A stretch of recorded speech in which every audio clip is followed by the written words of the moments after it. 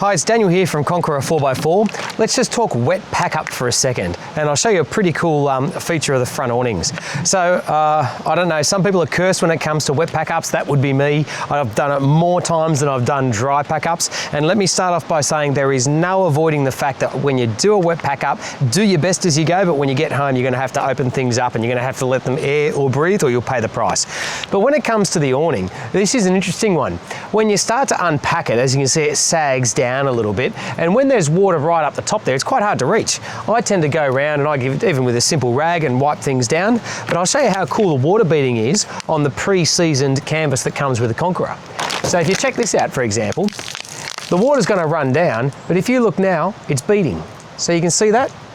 So instead of having to try and reach all the way up and trying to actually wipe it with a cloth, all you do, give it a quick shake, let the water bead down, and it's going to come. Any pools of water are just going to come straight down. And you look now, it's hard to see on camera. There's some water down here where I can reach that I'm going to wipe, but right up the end there, which I had no chance of getting to, is absolutely okay. So you can see there the water beading that happens on the canvas.